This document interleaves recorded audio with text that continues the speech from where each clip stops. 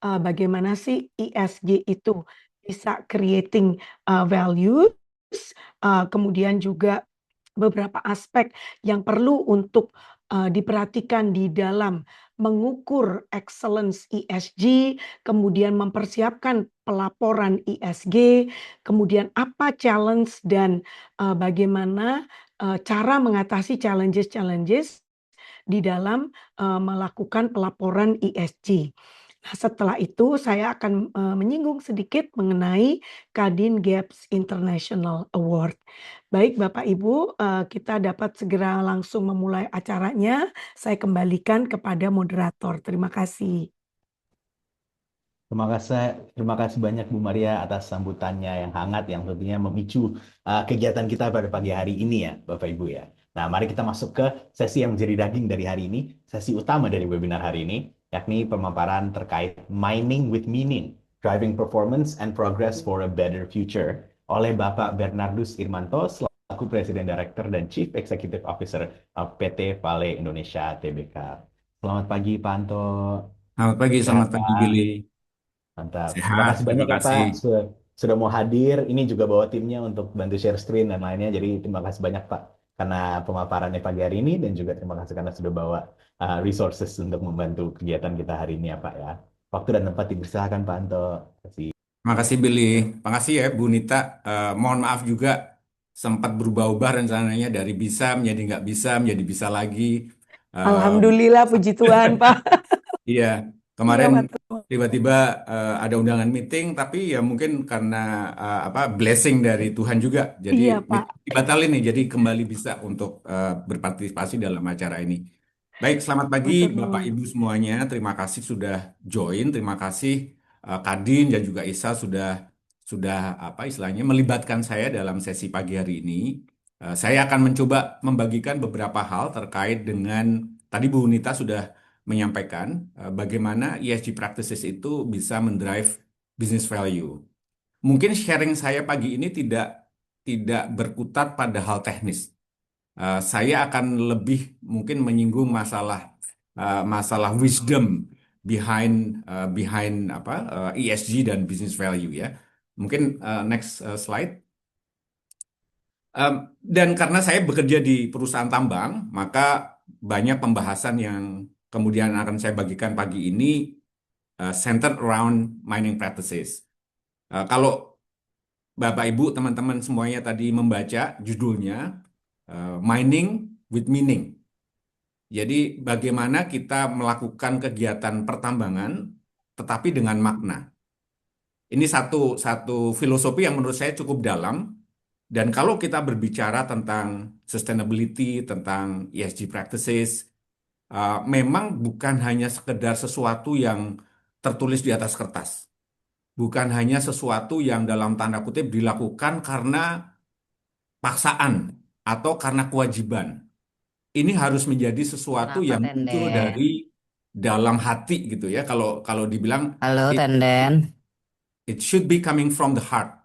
Tapi bukan hanya, oh saya harus melakukan karena kemarin saya baca di literasi atau di regulasi kita harus melakukan itu. Em, Kalau Bapak Ibu pikirkan, perusahaan pertambangan ini dikenal perusahaan industri atau industri pertambangan ini dikenal sebagai industri yang destruktif gitu ya. Tidak ada penambangan yang bisa dilakukan tanpa mengubah bentang alam. Tidak ada kegiatan penambangan yang dilakukan tanpa kemudian menimbulkan dampak. Tetapi yang harus kemudian digarisbawahi dari awal adalah bagaimana penambangan itu dilakukan tidak kontradiktif dengan alasan kenapa dia dilakukan. Mungkin agak agak agak ribet memahaminya. Tapi yang saya pahami secara pribadi dan juga kemudian secara organisasi dipahami oleh PT Vale, penambangan ini adalah tulang punggung peradaban. Jadi penambangan itu dilakukan for a very noble reason. Karena apa? Karena tidak ada peradaban yang bisa dilakukan tanpa adanya penambangan. Jadi it's very noble purposes. Jadi to improve life, to transform the future. Jadi kalau itu noble purpose-nya, maka kegiatan penambangan tidak boleh dilakukan dengan kontradiktif. Artinya kita tidak boleh melakukan penambangan yang tujuannya adalah untuk meningkatkan kehidupan, tetapi kemudian haunya bagaimana kita melakukan penambangan justru kontradiktif, justru merusak kehidupan.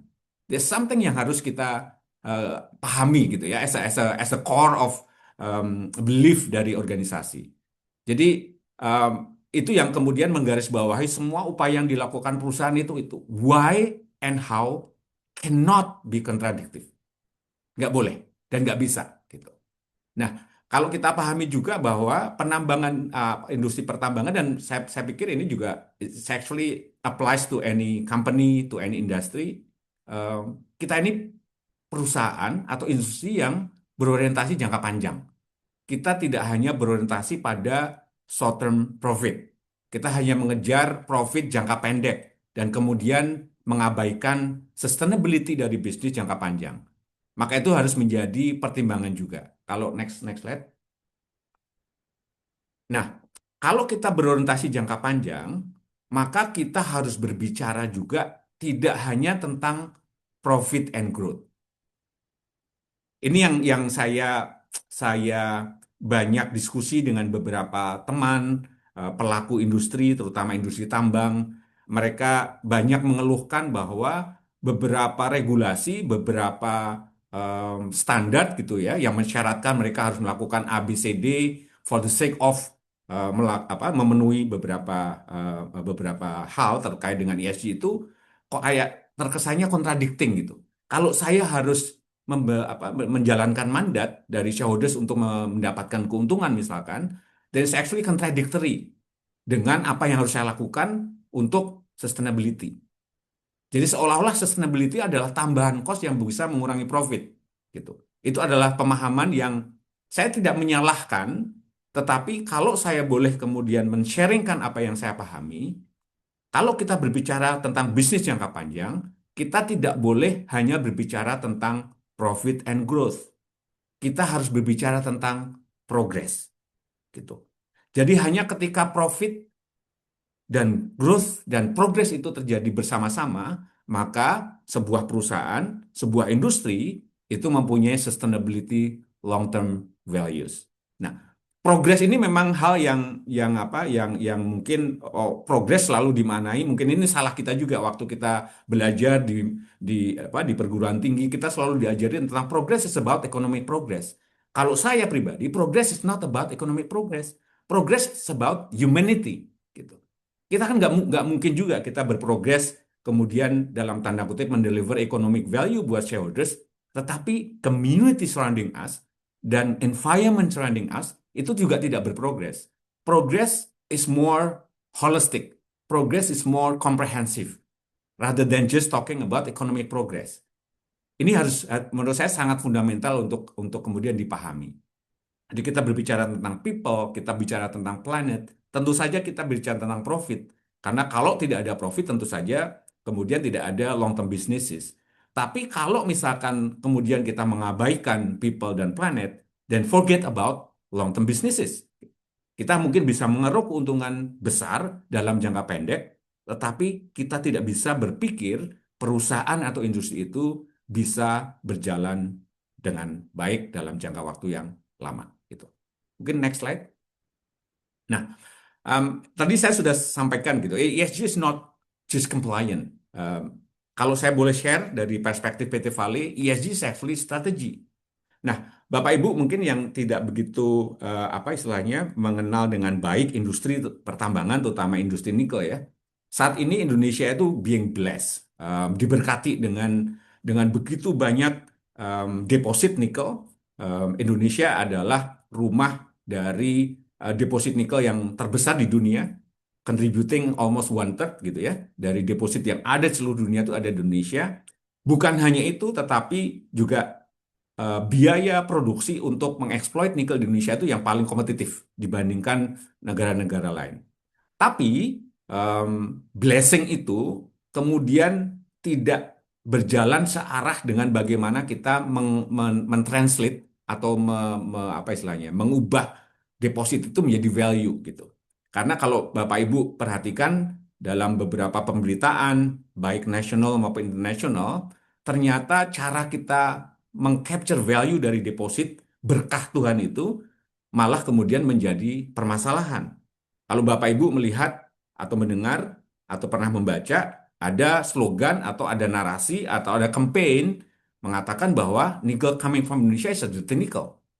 Dirty nickel itu kemudian diterjemahkan lagi. Ada yang mengatakan bahwa tidak dieksploit atau tidak didevelop dengan mengindahkan kaidah-kaidah environment, mengabaikan lingkungan, mengabaikan komunitas, dan lain sebagainya. Gitu.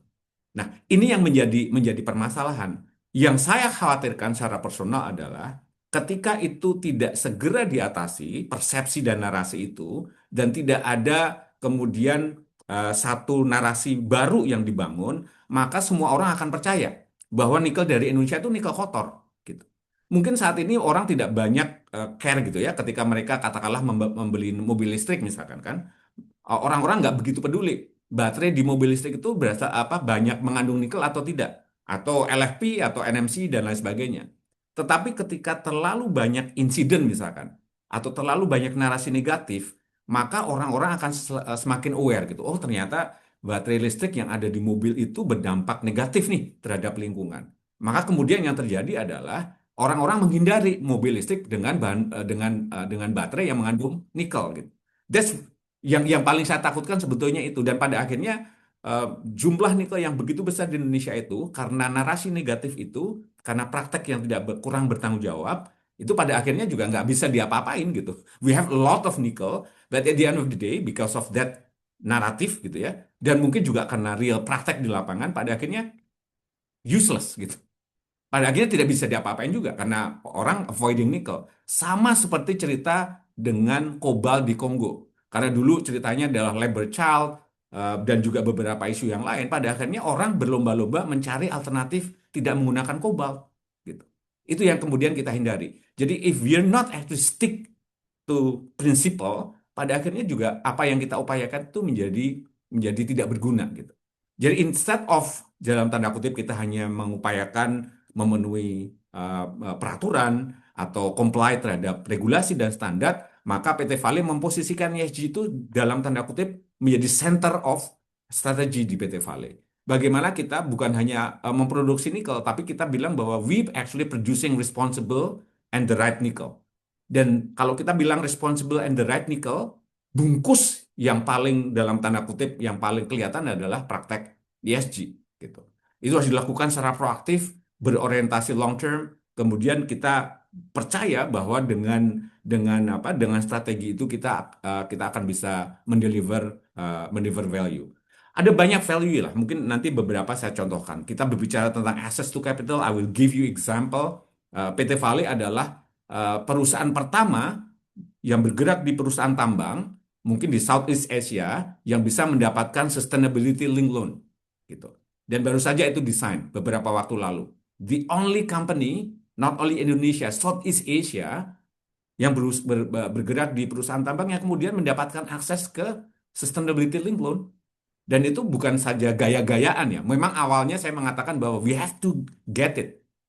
Untuk apa? Bukan hanya untuk mendapatkan akses ke capital, tetapi we have to actually show example dan juga memperbaiki narasi yang tadi saya sampaikan bahwa perusahaan nikel di Indonesia bisa mendapatkan sustainability link loan, itu kan berarti menandakan bahwa ada trust, ada kepercayaan.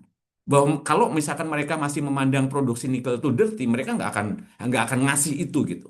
Jadi that's actually one thing yang berusaha kita upayakan. Bukan hanya spesifik ke PT Vale, tapi memperbaiki narasi produksi nikel di Indonesia. Kemudian customer preference jelas. Partnership opportunities nanti saya bisa share. Fakta bahwa mungkin di Indonesia juga satu-satunya perusahaan yang bisa menggandengkan perusahaan Cina dan Western company ya PT Vale gitu. PT Vale mempunyai partnership dengan Huayu, Cobalt dari China, dan Ford Motor dari US. Kenapa? Ya karena sustainability gitu. I cannot think any other element yang kemudian tiga partners ini yang dari Indonesia, kemudian China, dan US itu bisa bersatu tanpa sustainability. If we are not actually putting on the table the sustainability credential, I don't believe that partnership will happen. Jadi itu beberapa hal. Kemudian juga berbicara tentang operational resilience, nanti saya ceritakan itu sangat relevan ya di tengah-tengah sekarang kita menghadapi energy crisis, Middle East crisis, dan it's going to be very relevant. Next slide mungkin. Nah, salah satu tantangan yang saya rasakan, by the way, sebelum saya mengemban tugas sebagai CEO, saya adalah Chief Sustainability. Makanya saya benar-benar wholeheartedly bring this into my new position kan. Saya benar-benar pengen apa istilahnya, we're not only actually making sustainability as a slogan, tapi benar-benar menjadi heart, the core of organisasi. Tantangan Bapak Ibu ya, semua perusahaan. Kalau perusahaan, saya yakin tidak ada perusahaan yang mengatakan sustainability itu nggak penting. Semua perusahaan pasti mencantumkan sustainability in any mana ya, di website mereka pasti ada gitu. Pasti ada kata-kata sustainability itu for whatever reason gitu. Tapi tantangan terbesar, the real test itu kalau misalkan perusahaan harus menghadapi kondisi susah. Apalagi kondisi susah itu berhubungan dengan cost pressures, apalagi kalau berhubungan dengan katakanlah profitability pressures. Jadi itu the real test.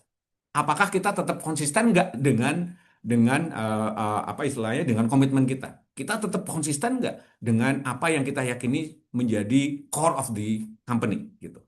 Katakanlah misalkan sekarang misalkan ya, banyak tantangan nih, banyak tantangan, cost pressures is actually very real di semua industri.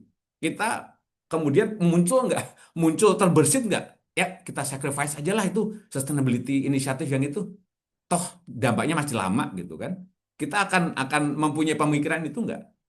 Di board discussion itu kemudian disinggung nggak?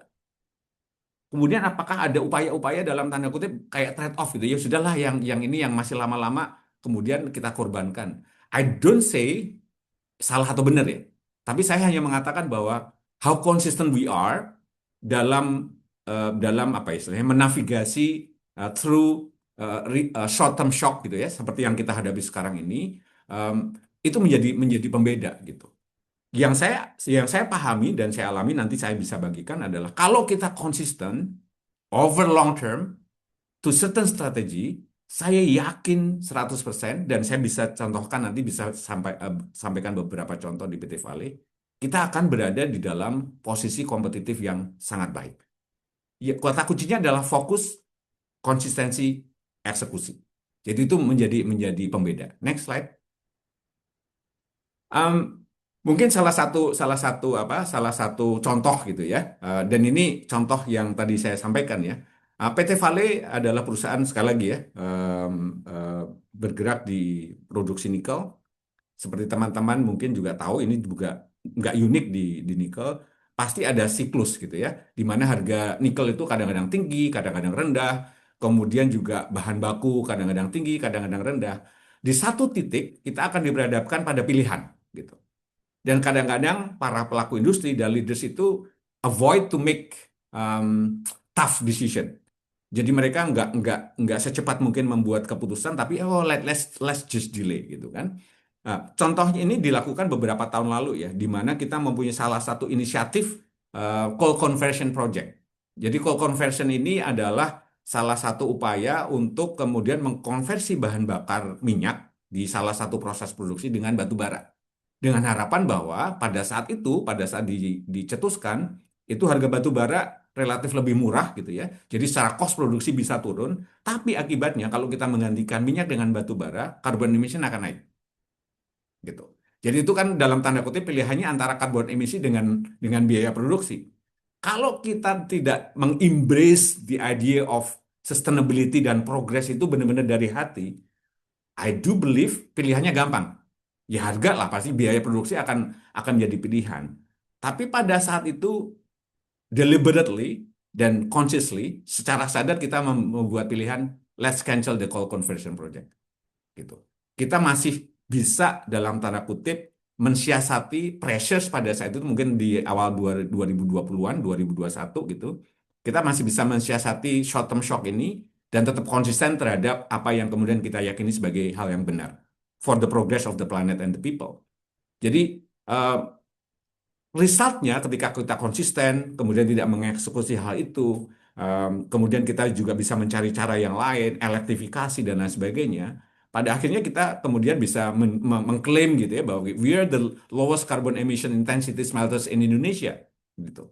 Kemudian dari branding itu, yang tadi saya bilang, business value apa yang muncul? Business value-nya adalah di tahun 2021 itu kemudian kita banyak kedatangan tamu, Bapak Ibu.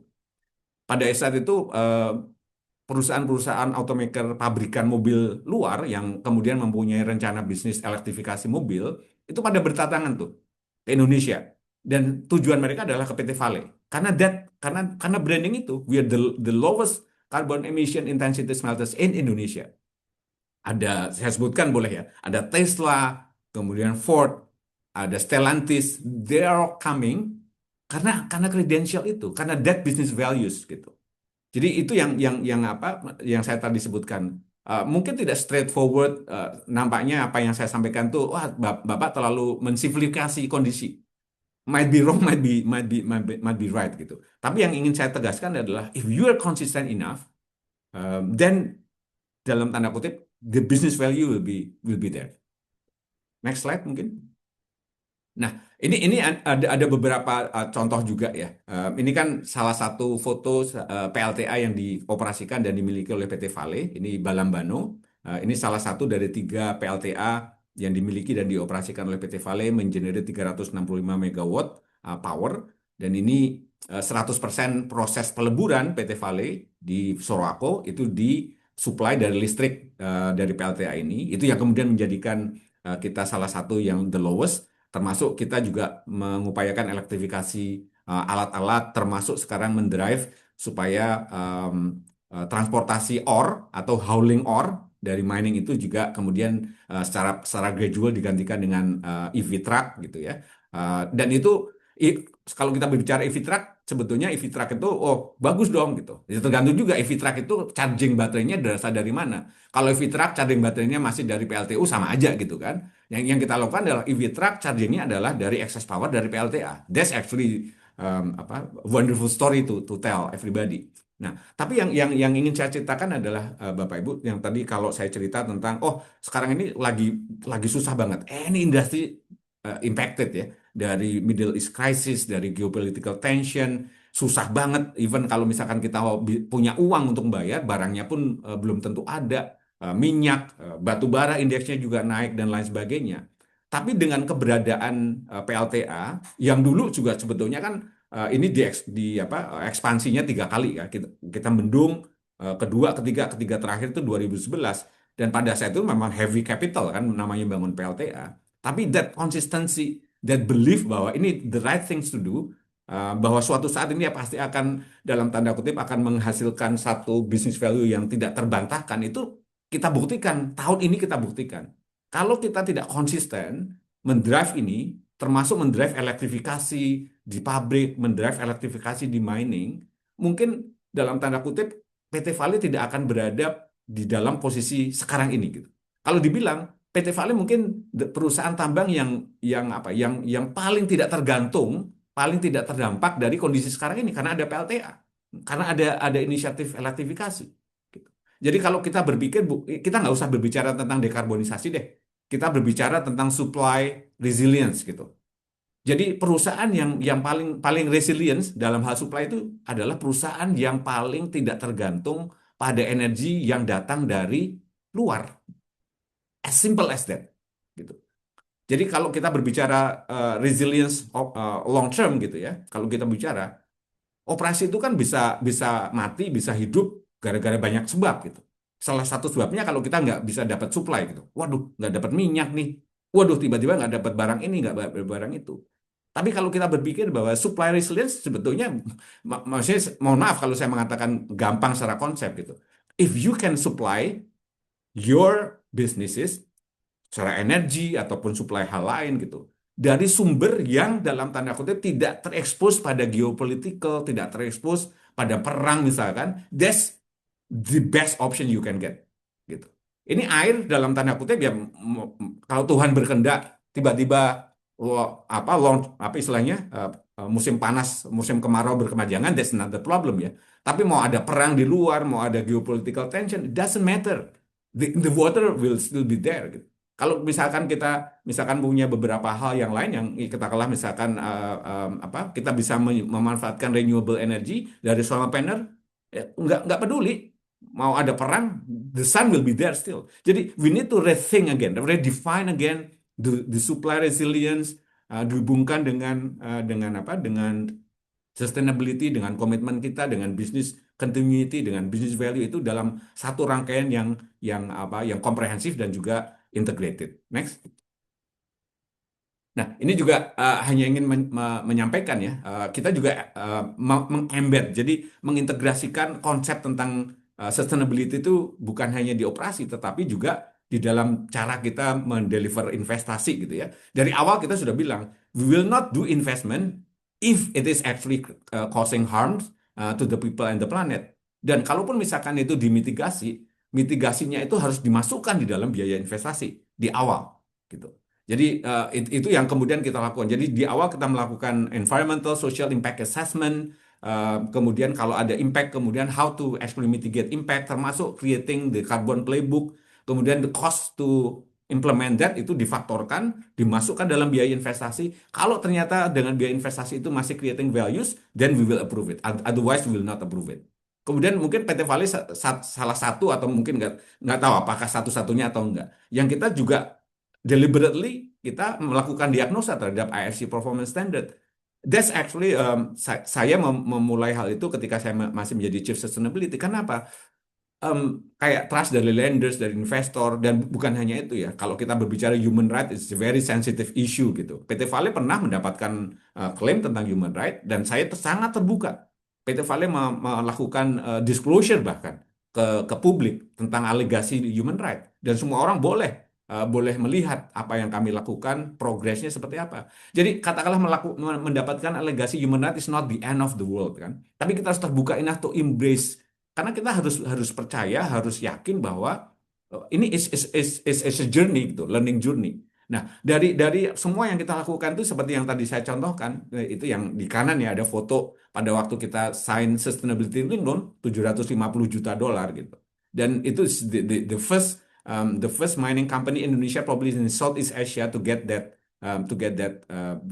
facilities gitu. Dan pada waktu saya tanya bank-bank yang kenapa Anda mau mendanai ini gitu ya, mendanai proyek-proyek ini, because they trust, because of the trust gitu.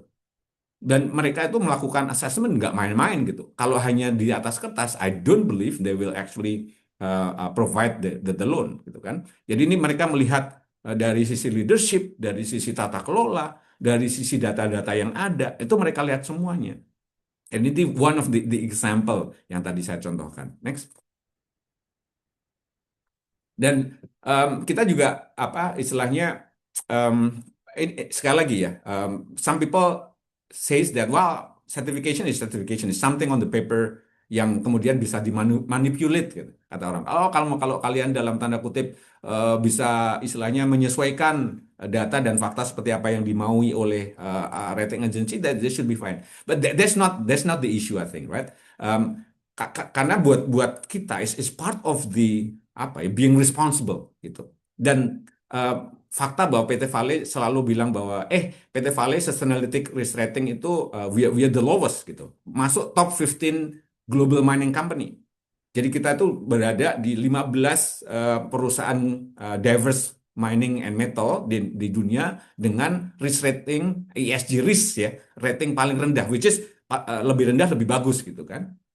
Sebetulnya itu juga dari upaya kita berkontribusi memperbaiki narasi tadi tentang dirty nickel production from Indonesia. Enggak loh, enggak begitu gitu. Ya mungkin ada, tapi it's not all the same gitu kan. Karena kita pengen tetap mengoptimalkan value dari nikel. Kemudian juga kita secara sukarela embrace dan mencoba mendapatkan sertifikasi dari IRMA.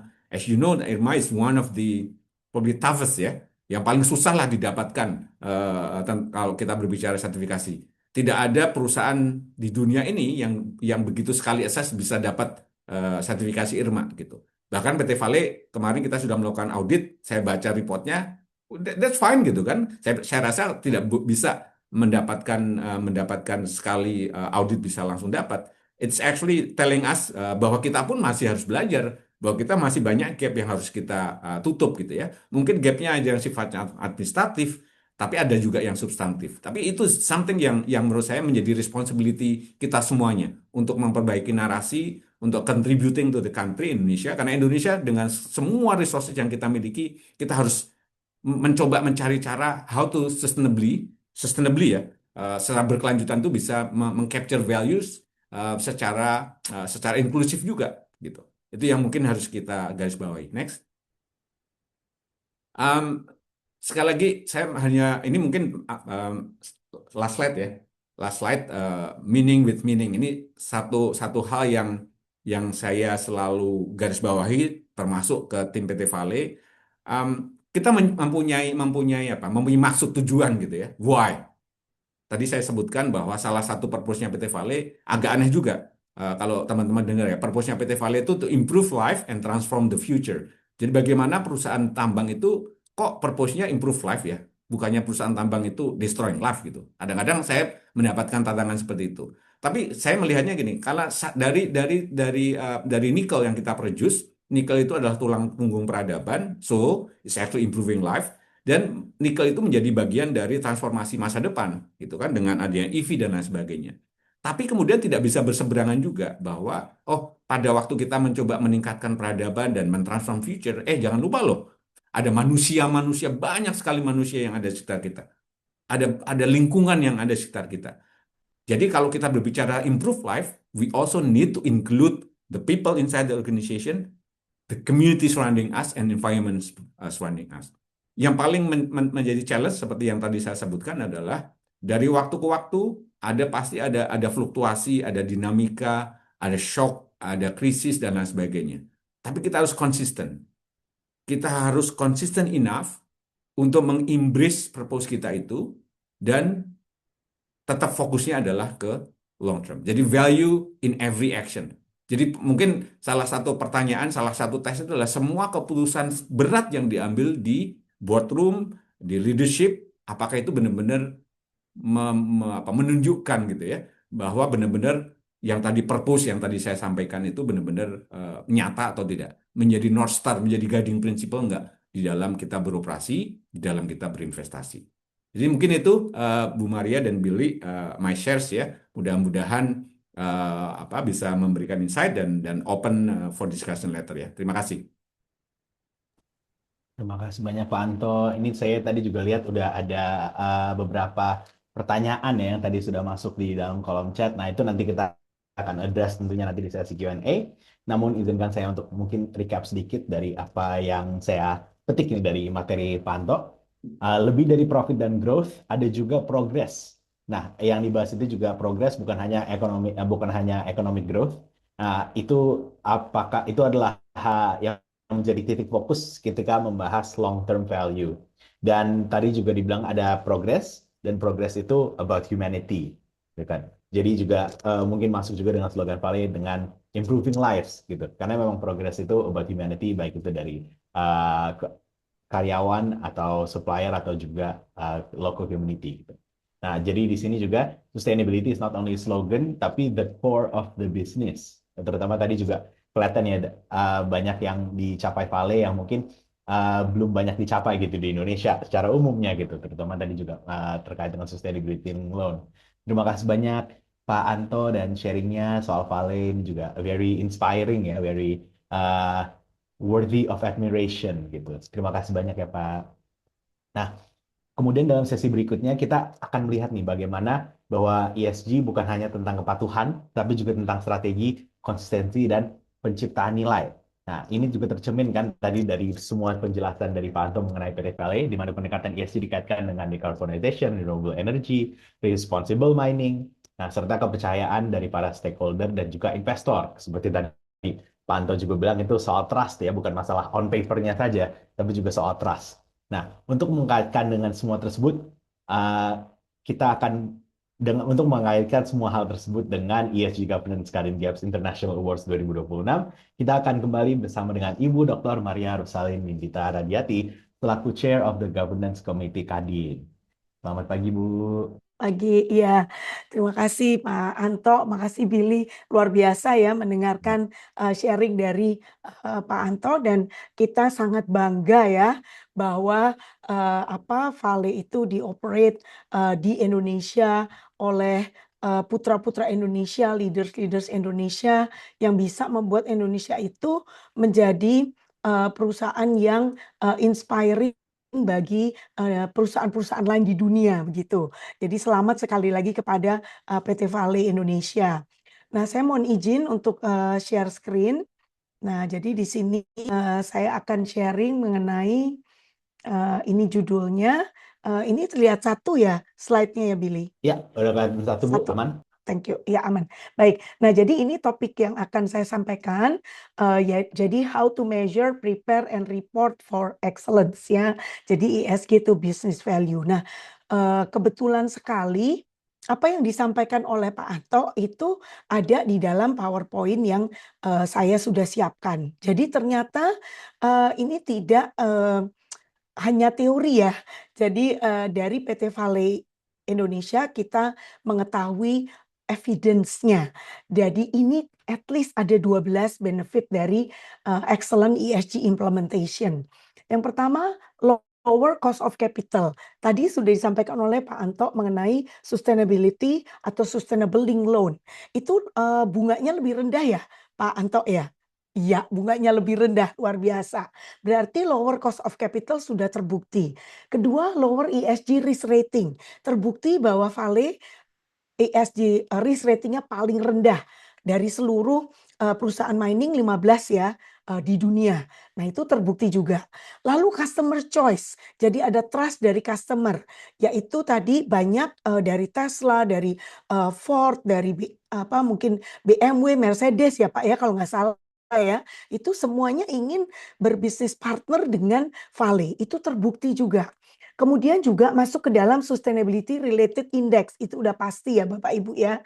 Jadi pasti di dalam indeks-indeks ini perusahaan bisa masuk, misalnya kalau di Indonesia itu ada indeks Serikahati Indeks ya, kemudian ada Kata Data ESG Index ya, kemudian juga ada kalau yang lainnya tentu ada Dow Jones Sustainability Index ya kalau di luar negeri ya. Nah, kemudian juga access to green bond, lalu stronger investor confidence tentu saja, sehingga ini bisa nanti tercermin dari konsistensi dan investor itu memegang saham perusahaan. Kemudian tentunya better reputation and brand value, lalu operational efficiency. Tadi Pak Anto sudah mengatakan contohnya apa? Suppliernya itu resilience dan continuity of the supplier itu terjamin ya.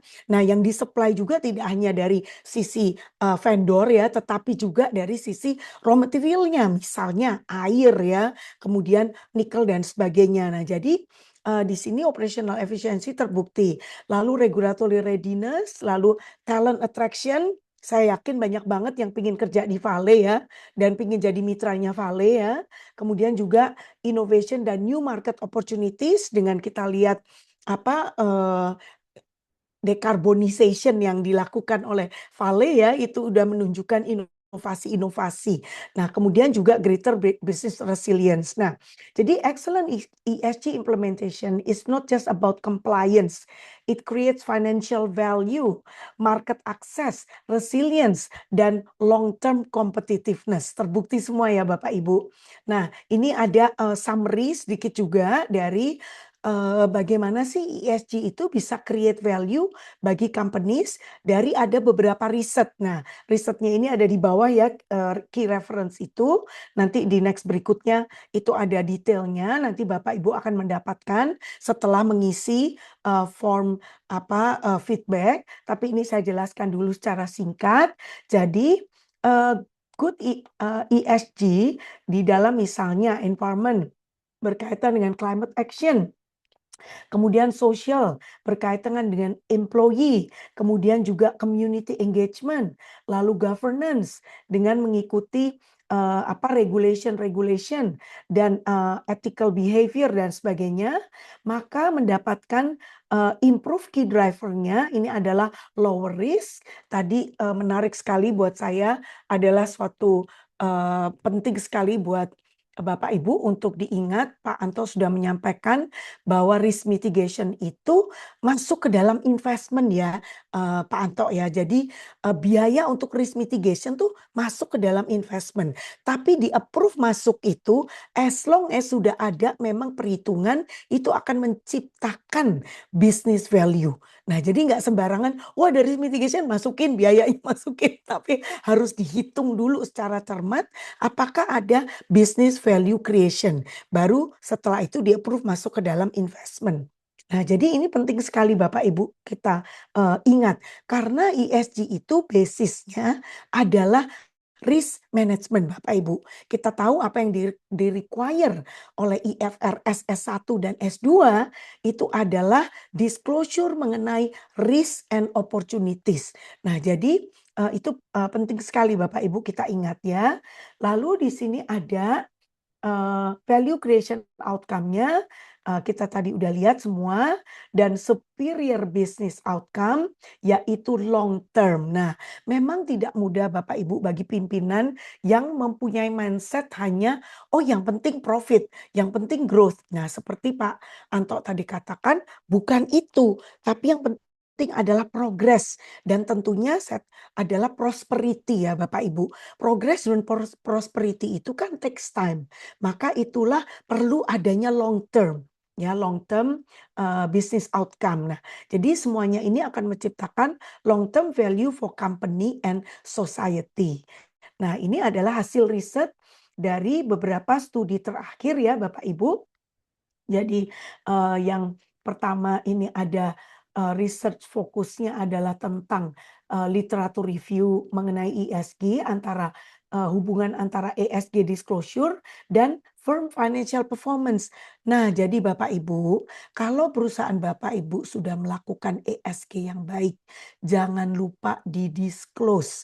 Jangan malu-malu untuk dipamerkan, di-disclose. Nah, ternyata kalau dia disclosure-nya baik, maka itu menimbulkan dampak yang positif bagi perusahaan. Nah, kenapa ini penting buat company? Karena better disclosure strengthen trust with investor dan sebagainya. Tadi Pak Anto sudah menyampaikan berkali-kali. Nah, kemudian juga ada yang tadi sampaikan mengenai rating. Ini ada research bahwa apabila perusahaan-perusahaan itu memang masuk ke dalam implementasi ESG yang baik, maka scoringnya itu akan meningkat. Ini ada bukti empirisnya juga dan masih ada riset-riset yang lainnya. Saya lanjutkan dulu ya Bapak Ibu. Nah, sekarang bagaimana sih kita measure ESG excellence ya? Jadi kalau Pak Anto tadi langsung menjelaskan case study-nya, maka bagian saya adalah how to-nya. Nah, ini ada beberapa insight Bapak Ibu yang mungkin berguna bagi perusahaan Bapak Ibu untuk mengukur excellence dari ESG. Yang pertama itu adalah kualitas dari governance. Oleh sebab itu Kadin melalui tata kelola Komite Tetap Tata Kelola ESG kita membuat Kadin International Award yang bekerja sama dengan Global Alliance Project Professionals itu untuk membuat award mengenai dua hal yaitu governance of ESG dan governance of ESG project. Nah, jadi apabila Bapak Ibu saya ingin yang governance untuk ESG project aja deh, nggak apa-apa Bapak Ibu silahkan aja. Dan harus diingat deadline-nya tanggal 22 ya Bapak Ibu. Jadi kalau Bapak Ibu punya project bagus-bagus tentang environment, tentang sosial, community, tentang employee, tentang tata kelola yang baik misalnya program program untuk gender equality, untuk diversity, inclusivity, ikut saja award ini khususnya di bagian ESG project-nya. Nah, nanti ada prosedurnya Bapak Ibu bisa lihat. Jadi sayang kalau tidak diikut sertakan dan juga sayang kalau tidak didisclose. Jadi ini bagian dari disclosure dengan Bapak Ibu mengikuti award ini. Tujuannya adalah award ini memberikan panduan dan motivasi kepada Bapak Ibu untuk implementasikan ESG governance yang baik itu seperti apa. Nah, jadi ini indikator pertama untuk measure excellence dari ESG adalah governance quality. Nah, ini penting sekali Bapak Ibu, di mana leadership itu ada di sini, leadership. Kemudian yang kedua, materiality dan risk management. Persis yang disampaikan oleh Pak Anto tadi ya. Jadi basisnya adalah risk management, risk assessment, di mana itu menjadi dasar untuk menentukan materiality. Kemudian setelah kita mengetahui materiality-nya apa, maka harus diintegrasikan ke dalam strategi. Lalu berikutnya adalah kita harus mengukur performance dan mencatat. Nah, jadi mencatat performance yang tercapai, yaitu progres yang disampaikan tadi oleh Pak Anto ya. Nah, kemudian juga disclosure quality. Nah, kalau kita ingin memamerkan apa yang harus kita pamerkan, maka kita harus tahu apa yang diminta oleh standar-standar dunia. Jadi contohnya kita bisa mengikuti standar GRI, dimasukkan untuk membuat sustainability report misalnya. Kemudian kita mengikuti IFRS S1 dan S2. Lalu kemudian juga sektor metrik ya, seperti SASB dan seterusnya. Nah, kemudian akan baik sekali apabila ada external validation. Nah, jadi external validation ini tujuannya adalah untuk stakeholder trust. Jadi kalau dalam kasusnya Vale, tadi itu adalah IRMA ya. Jadi rating IRMA itu susahnya setengah mati. Jadi kami juga bersyukur bahwa kami mendapat kepercayaan ISA dari oleh PT Vale untuk membantu perusahaan di dalam proses ESG ini, Bapak Ibu. Nah, kemudian kita lanjutkan. Nah, sekarang setelah semuanya kita tahu apa yang akan diukur di dalam ESG excellence, maka kita harus juga paham di dalam membuat disclosure atau ESG report itu banyak sekali challenge-nya Bapak Ibu. Mungkin dari 10 challenge ini Bapak Ibu ingat atau rasakan ya di perusahaan Bapak Ibu. Oh iya ya Bu, emang susah nih. Kita nggak punya baseline data. Kita nggak punya dokumentasi. Kemudian departemennya itu susah banget Bu untuk dimintain data. Mereka tuh nggak semangat gitu ya nggak sih? Nggak ada kolaborasi. Nah, kenapa sih nggak ada semangat? Karena nggak ada hubungannya antara KPI dan insentif dengan kinerja ESG. Nah, kemudian juga governance-nya nggak jelas, Bu. Kita cuma punya charternya aja, tapi nggak pernah dijalanin misalnya. Kemudian juga metodologi dan definition dari yang dimaksud dengan ESG excellence itu apa untuk perusahaan kita tuh nggak jelas, Bu. Nah, ini juga menjadi suatu challenges ya. Nah, kemudian unclear material topiknya.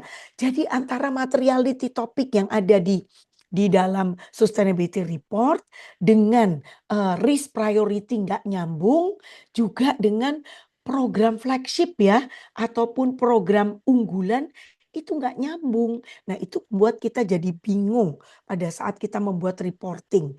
Nah, kemudian juga limited system and resources. Jadi memang Bapak Ibu sekarang ini udah zamannya AI, zamannya digital teknologi, semua itu harus berbasis digital teknologi. Jadi ini karena kalau sistemnya nggak baik, maka tidak akan lancar. Lalu weak target setting and monitoring, lalu juga assurance and credibility gap. Nah, jadi a strong ESG report depends not only on writing skill, but on governance, reliable data, cross-functional ownership, clear target, and discipline documentation. Good ESG reporting starts long before report is written. Nah, jadi kalau reportnya ditulisnya nanti 6 bulan lagi, dari sekarang kita udah siap-siap tuh ngumpulin datanya semua Bapak Ibu. Sampai nanti 6 bulan nulis, 6 bulan kemudian nulis, kemudian kira-kira 4 bulan lagi baru di-publish ya.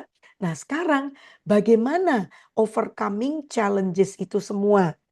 Jadi ini ada 10 challenges-nya yang tadi, kemudian ada 10 langkah-langkahnya.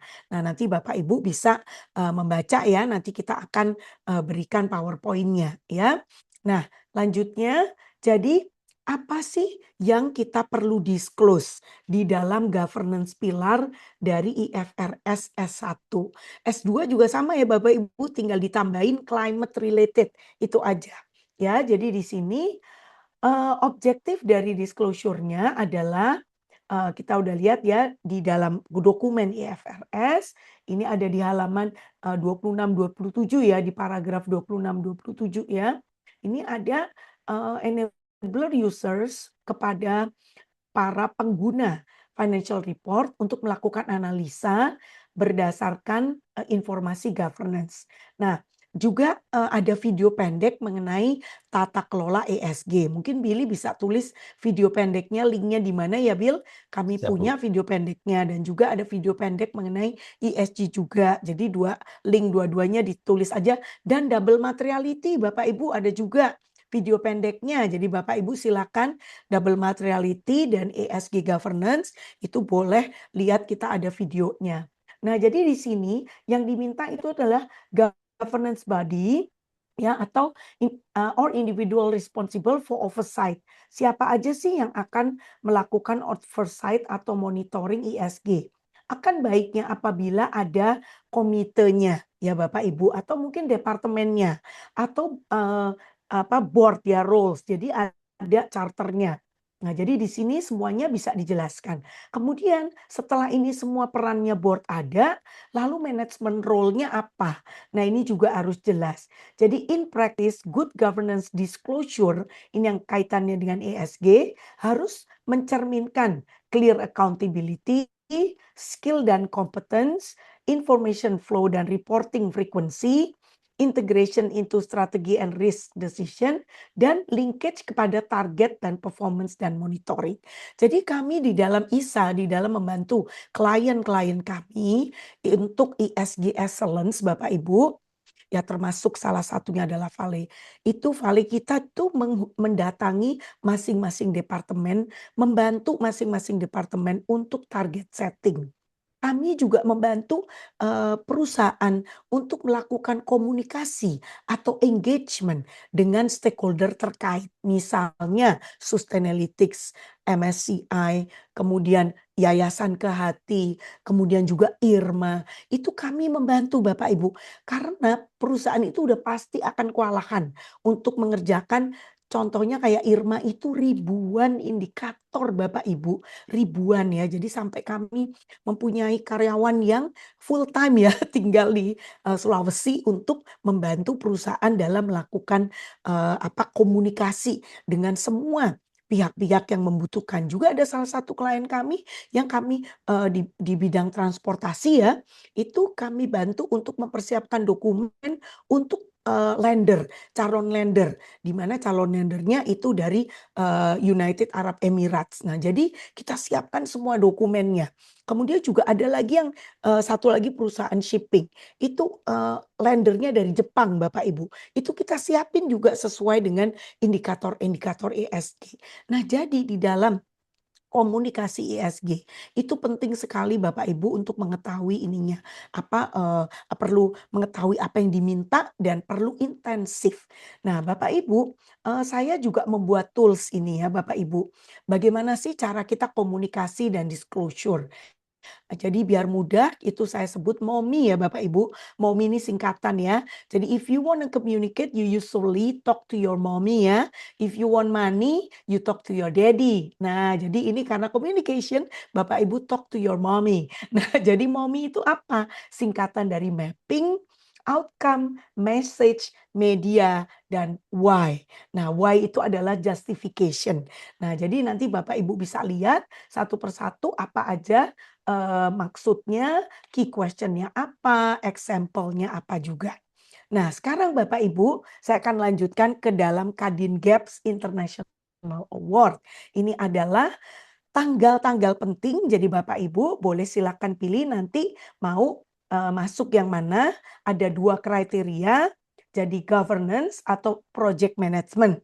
Jadi sayang Bapak Ibu apabila tidak memasukkan ini ya, dan jurinya itu dari international dan dari lokal ya Bapak Ibu. Jadi ini betul-betul international standard, international award. Nah, jadi ini adalah kriteria yang diukur. Nah, jadi mudah sekali Bapak Ibu, di mana di dalam kriteria itu ada pertanyaannya, tinggal yes no, lalu tinggal jelaskan linknya, evidence-nya. Nah, untuk evidence Bapak Ibu, misalnya Bapak Ibu ini kan untuk yang kriteria ESG governance. Kalau perusahaannya besar sekali, umpama kayak Pertamina gitu ya, Pertamina itu kan ada macam-macam Pertamina. Nah, itu untuk memberikan evidence kan nggak mungkin semuanya diberikan evidence, maka bisa diambil sebagian aja, dipotong, crop sedikit. Ini contohnya. Ini contohnya. Nah, seperti itu. Jadi Bapak Ibu nggak usah terlalu pusing ya. Jadi boleh contoh-contohnya aja dimasukkan karena nanti kan ada juga penjurian secara verbal.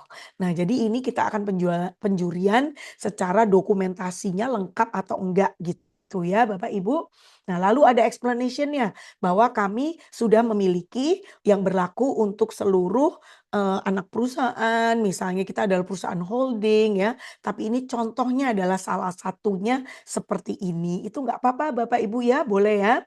Nah, ini juga sama. Nah, jadi Bapak Ibu untuk selanjutnya silakan Bapak Ibu untuk mendownload participant guideline-nya, ada di sini ya Bapak Ibu, mungkin boleh di print screen dan kemudian juga website-nya. Nah, jadi ini website dari esgprojectaward.com. Nah, ini adalah kolaborasi antara Kadin dengan GAPS dengan kami, di mana kami yang mempersiapkan semuanya mulai dari metodologi, indikator, sampai semuanya deh Bapak Ibu dari A sampai Z ya. Nah, jadi tujuannya adalah jadi ini tujuannya adalah memandu perusahaan-perusahaan Indonesia maupun anggota-anggota Kadin untuk menjalankan ESG dengan baik. Baik, demikian presentasi dari saya. Terima kasih waktunya. Ini udah saya stop screen ya, Bill? Udah, Udah ya? udah Oke Bu. ya. Ya, dan Saya pas 20 kembalikan menit. ke Billy. Terima kasih. Ya. Terima kasih banyak Bu Maria atas pemaparannya. Nah, itu dari situ saya juga mau mengingatkan ya Bapak Ibu ya. Ada juga ini participant guideline dan juga terkait dengan award kalau pengen belajar lebih lanjut lagi dan untuk convince juga organisasi Bapak Ibu untuk mengikuti award ini tata kelola. Nah, ini juga menjadi opportunity yang jarang ya karena kita juga udah lama nih kita belum ada award kayak gini lagi. Jadi ya ini kita award yang celebrating good governance within organization gitu ya Bapak Ibu ya.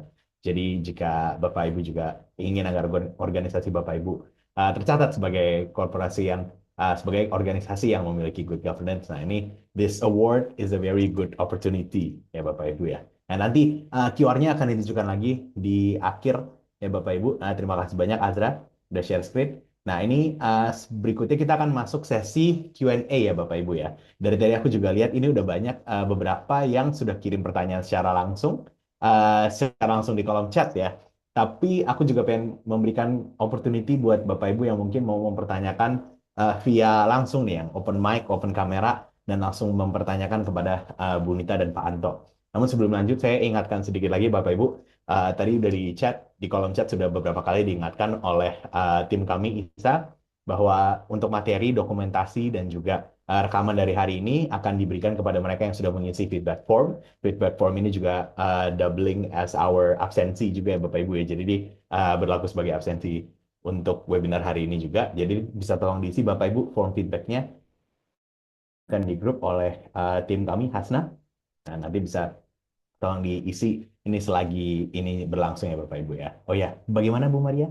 Ya, Sekarang kita bisa lanjut ke sesi Billy, Q&A. saya rasa lebih baik yang di chat Zoom harus dijawab dulu pertanyaannya ya.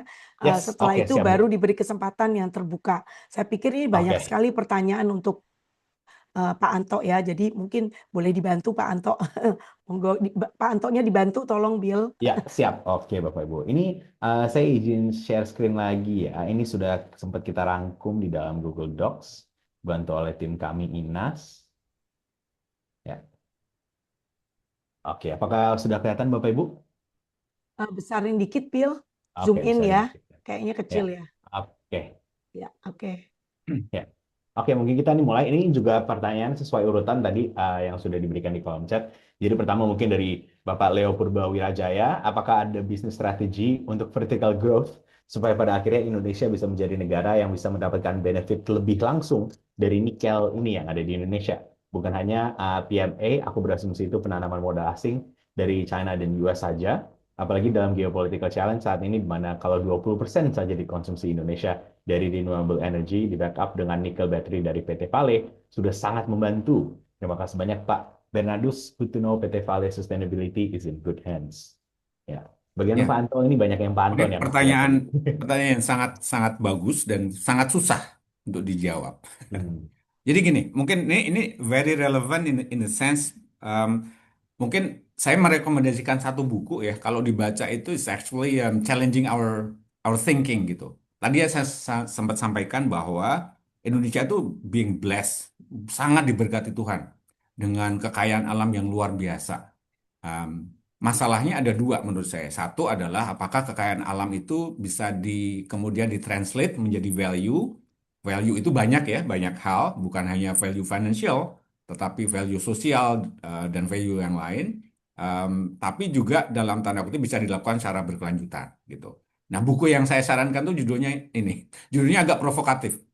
Mining is Dead, Long Life Geopolitical Mining gitu. Jadi eh, buku ini kalau disarikan mengatakan bahwa negara yang mempunyai resources, yang mempunyai istilahnya kekayaan alam seperti nikel, seperti Indonesia lah ya contohnya, itu they have resources. But the country that has technology, they have power. Gitu. Itu kalau disarikan seperti itu. Dan ini mau tidak mau harus kita akui ya. Jadi Indonesia itu punya banyak sekali resources, nikel salah satunya, kemudian copper, kemudian alumina, banyak banget, banyak banget. Unfortunately, kalau ditanya apakah Indonesia itu punya teknologi yang kemudian bisa mentranslate resources itu menjadi power, kan kalau kita melihat komoditas sebagai komoditas memang memang memang benar gitu. Tapi komoditas itu mesti mempunyai value lain juga kan. Pemerintah dalam hal ini Bapak Presiden selalu berbicara tentang ketahanan energi, ketahanan pangan, ketahanan lain-lain. Dan itu sebetulnya adalah what I mean by power adalah sebetulnya itu. Nah, kalau kita berbicara tentang nikel, unfortunately ya, kita harus akui juga bahwa em, teknologi pemrosesan itu hampir semuanya dibawa oleh investor China. You name it lah. Semua pabrik yang baru yang dibangun di kisaran setelah 2017, hampir semuanya is actually Chinese technology. Baik ESPAL, baik RKEF, baik RKSBF, OSB, banyak sekali teknologi baru. Kemudian kalau kita lihat ya value chain-nya dari katakanlah misalkan dari pabrik gitu ya, kemudian hasilnya diolah lagi sampai kemudian kita mendapatkan baterai listrik, semuanya itu dominasi oleh China. Nah, saya tidak mengkritisi China, justru saya mengagumi gitu. Saya setiap quarter berusaha mengunjungi Cina, bukan apa-apa, tapi it's actually a very rewarding journey, membuka mata tentang seberapa cepat inovasi itu berjalan, bagaimana mereka mentranslate katakanlah risk menjadi opportunity is real gitu. Eh, Tentu saja itu tidak bisa didrive satu perusahaan atau tidak bisa didrive satu orang ya. Kalau kita berbicara tentang China, it's about all ecosystem gitu. It's actually guided by the government dan itu sudah dimulai puluhan tahun lalu sehingga China berada di dalam posisinya sekarang ini menurut saya bukan instan gitu, puluhan tahun tuh. Mereka mendrive adanya research and development, kemudian mempush juga pelaku-pelaku research, bahkan profesor-profesor di universitas itu untuk masuk industri. Mereka menyediakan akses ke pembiayaan dan lain sebagainya, gitu. Nah, em, saya tidak berbicara juga bahwa Indonesia ketinggalan. Kalau misalnya Indonesia ketinggalan, kita harus akui ya dalam hal itu. Cuman bagaimana kita bisa mensiasati itu dalam jangka pendek? Kalau mau compete head to head, I don't believe we can win ya. Tapi kita harus bisa meliver resources tadi yang belum jadi power, tapi paling tidak itu menjadi bargaining power lah. Kalau belum jadi real power. Jadi bagaimana bisa mengcapture value in a downstream dengan menggunakan fakta bahwa kita itu punya resources. Nah, tentu saja resources saja itu tidak cukup untuk bisa apa istilahnya untuk bisa kita jadikan bargaining. PT Vale, makanya PT Vale mengatakan, we have resources, we have credential, we have also dalam tanda kutip apa ya, commitment and willingness. Katakanlah misalkan saya bisa branding bahwa PT Vale itu the only nickel producers Indonesia yang ready nih dengan traceability requirement, dengan battery passport, bla bla bla gitu. Nah, caranya bagaimana? Caranya kan agak di dalam di tengah-tengah geopolitical tension ini agak tricky gitu ya. Katakanlah misalkan mungkin Eropa nggak begitu. Kalau Amerika memang memang agak tricky. Katakanlah, apakah kalau misalkan dalam tanda kutip sebuah partnership antara Indonesian company, contohlah ambillah Vale dengan Chinese companies, itu bisa penetrate market di Eropa atau di US atau enggak gitu. Karena geopolitical tension.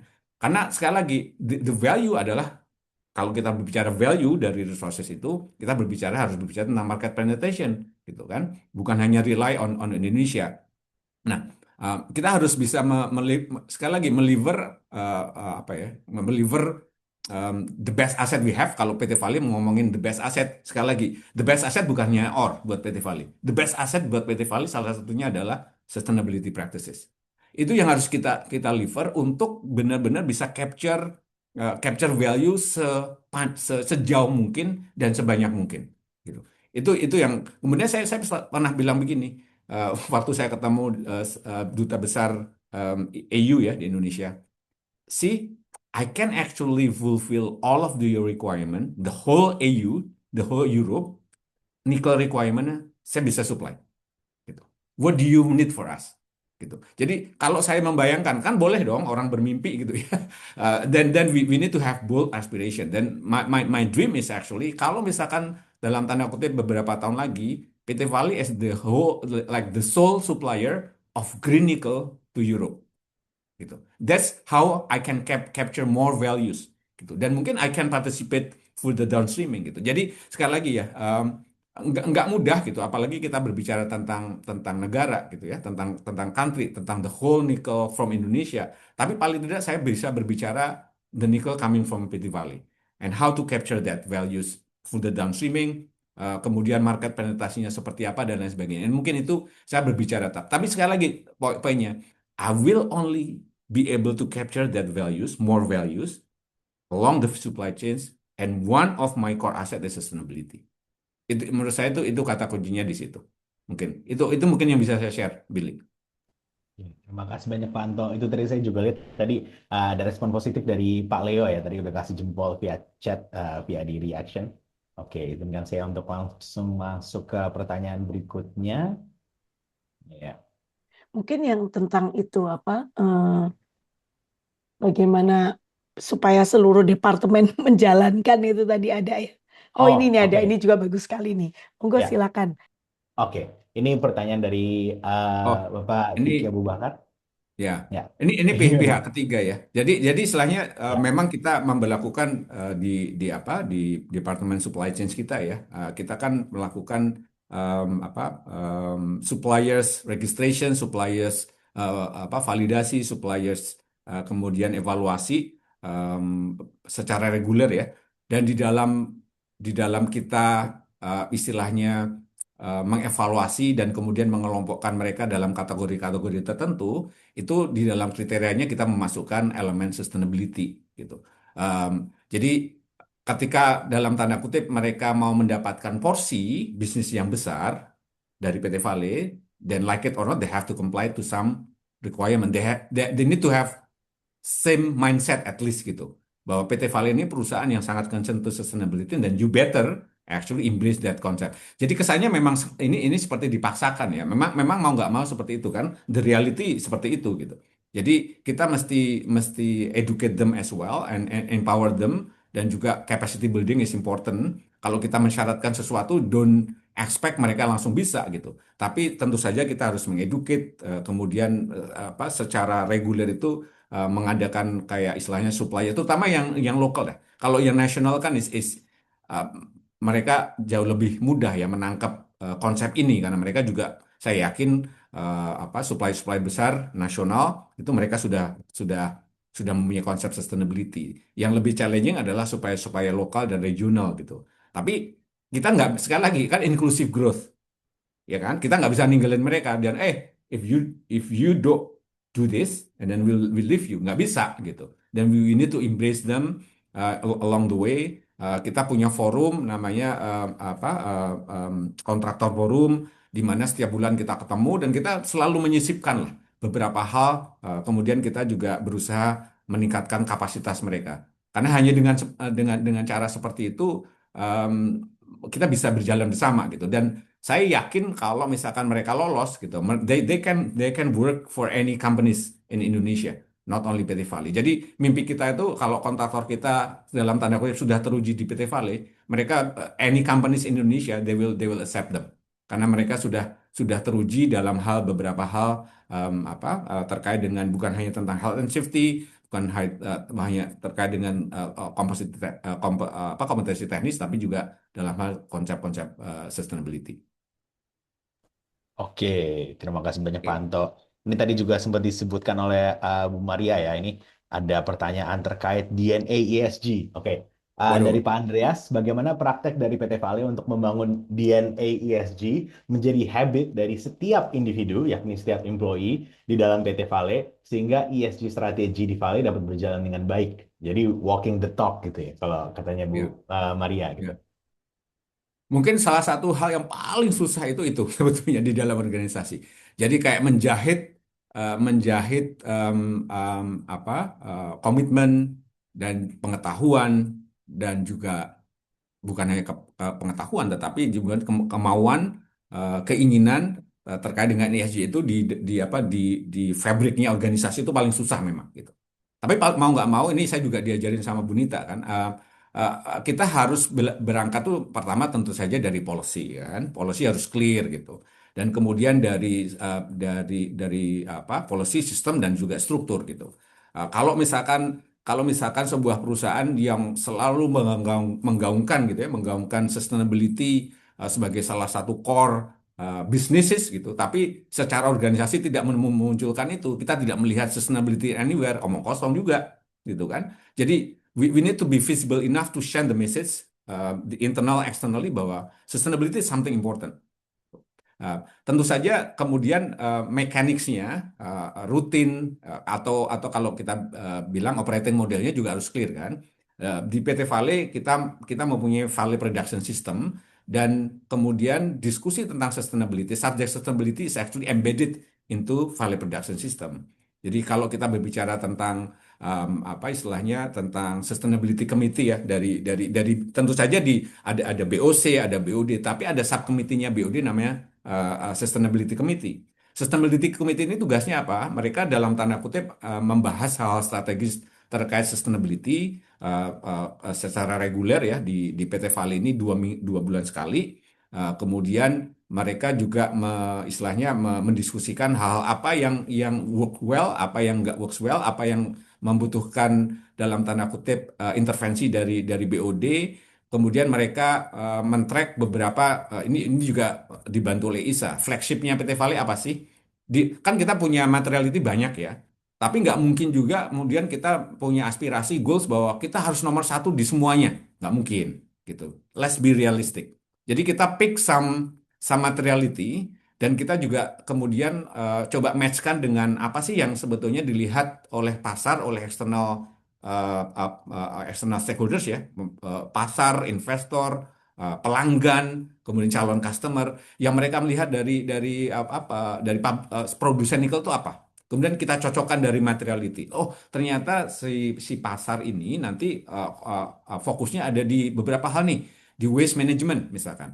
Kemudian ada di katakanlah kalau karena kita sekarang lagi bangun Espal di tailing management. Kemudian ada apa? Di human right. Jadi ada beberapa hal yang kita pilih bahwa if we actually win in this category, we will win the heart of the people gitu. Jadi nggak boleh juga kita milih itu asal-asalan gitu ya. Oh, ABCD nih karena mudah nggak mudah tapi it's not generating value ya percuma gitu. Jadi intentionally kita harus mappingkan materiality kita kemudian dengan bisnis perspektif, dengan stakeholders perspektif, kira-kira titik temunya ada di mana. Dan let's actually agree di 5-6 subjek topik yang kalau kita win this subject then we'll win the battle intentionally Jadi itu kemudian diturunkan ke mana? Ke semua departemen tentu saja pemahaman itu. Dan we track that, translate that into KPI. Tapi menurut saya those are all terlalu mekanik ya. Tapi kalau pengukuran paling paling sederhana kalau kita berbicara sudah masuk nggak sih di DNA itu, eh,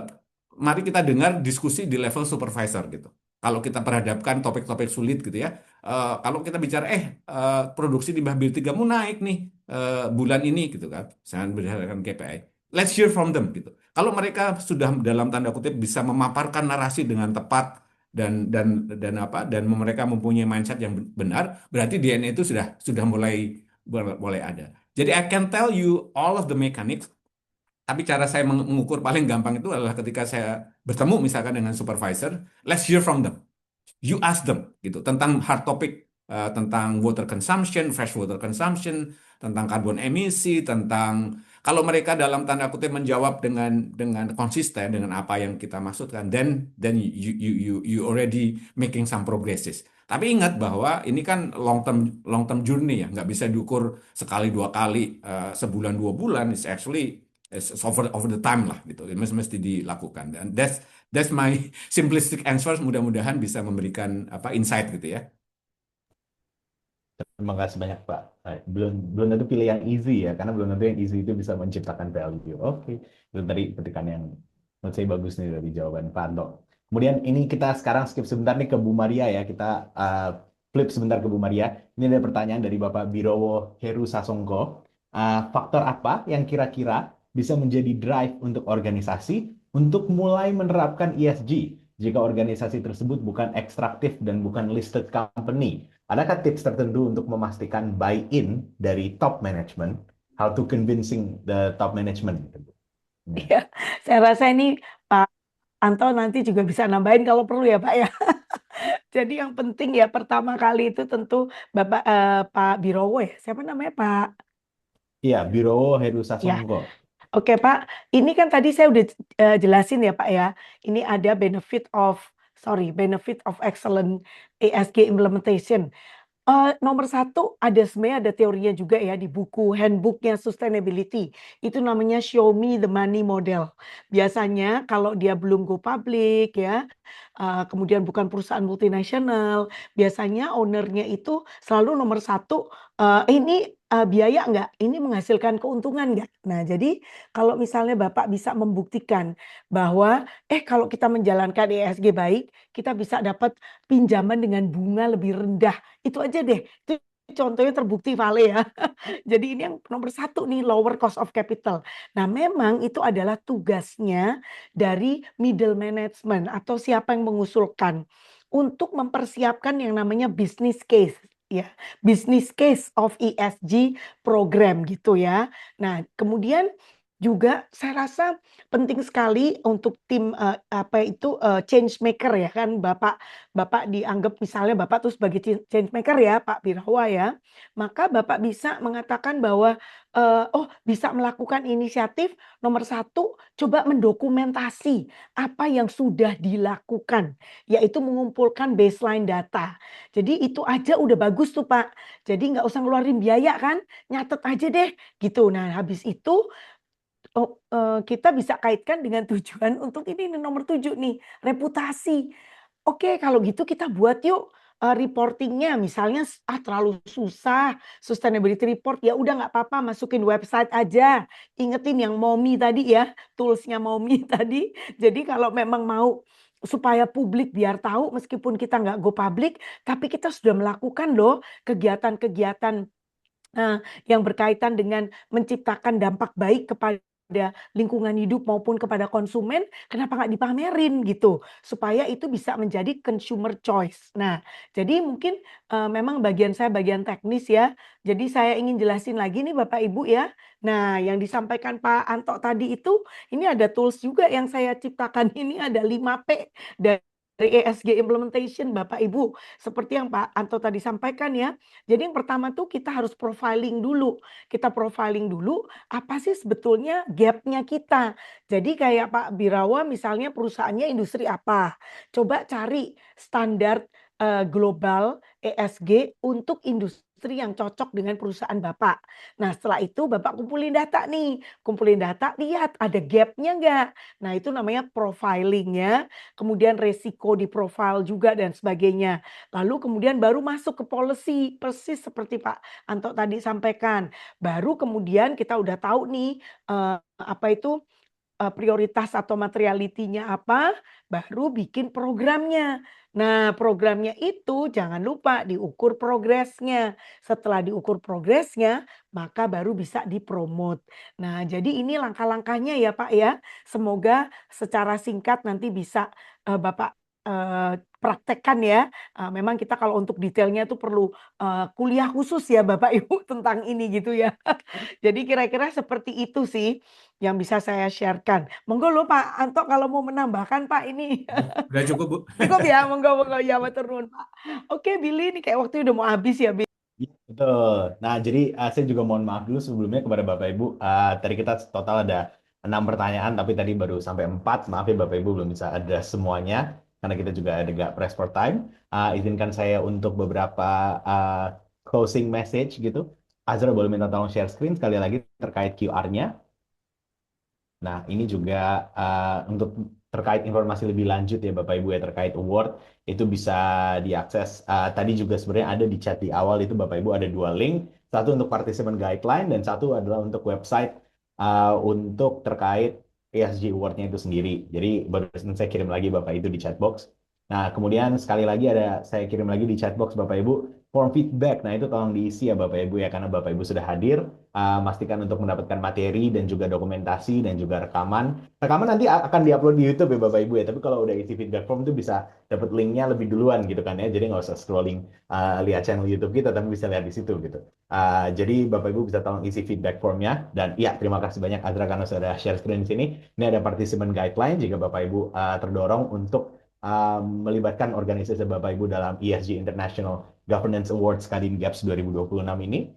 Dan juga ini ada feedback form, tolong diisi untuk yang baik dan cepat terkait materi, dokumentasi, dan juga rekaman. Bisa diisi dari sekarang ya Bapak Ibu ya. Nah, seperti saya sebut di awal tadi, Bapak Ibu sekarang kita ada foto sekali lagi ya terakhir ya. Foto di awal dan di akhir. Apalagi di akhir ini kita juga nggak boleh miss, karena di akhir biasanya makin sore makin rame gitu kan ya Bapak Ibu. Oke, boleh tolong nyalakan kameranya Bapak Ibu ya. Azra boleh tolong stop Tolong share stop screen. share dulu. Ya, stop share dulu. Ya, Azra. oke. Oke, siap Bapak Ibu. Aku boleh minta tolong Sheila lagi ya. Ya, Ya, Bapak Ibu, kita foto lagi ya. ya. Oke. Oh, ini Pak Leo di pemandangannya bagus sekali itu Pak Leo. Ya, siap. Oke, Oke, siap. saya hitung mundur ya. 3, 2, 1. Oke. Sekali lagi, 3, 2, 1. Oke, ini ada lumayan banyak ya, jadi ditahan senyumnya. Oke, terima Oke, kasih banyak baik. Bapak Ibu. Nah, 3, 2, 1. Oke, sekali lagi. 3, 2, 1. Oke, siap. oke, Terima terima kasih. kasih banyak Bapak Ibu semua. Berikutnya akan kami kirimkan email thank you dan juga feedback formnya nanti akan kita kirim di situ juga buat Bapak Ibu yang belum sempat mengisi. Saya Benedictus Billy Brilian di saya Benedictus Billy Brilian Ditya dari KISA. Terima kasih banyak Bapak Ibu atas sesi webinar di hari ini. Terima kasih banyak yang Terima kasih sebesar-besarnya Pak kepada Anto. Bapak Benadus Anto dan Ya, juga kepada matur Ibu nuwun Dr. sangat. Maria Rosalini Ya, Ditara Dijati. kasih Semoga semua. sampai jumpa di lain waktu dan semoga sampai jumpa dalam ESG Governance Kadin Gaps International Awards 2026. Selamat siang semuanya. Ya, Semoga sehat makasih Pak selalu. Anto, makasih Bapak Terima Ibu kasih, Bu. Terima kasih, semua. Bu. Makasih, Semoga makasih Bu sukses. Maria. Ya, amin. Makasih juga tim Pale yang sudah bantu dalam share screen. Terima kasih semuanya.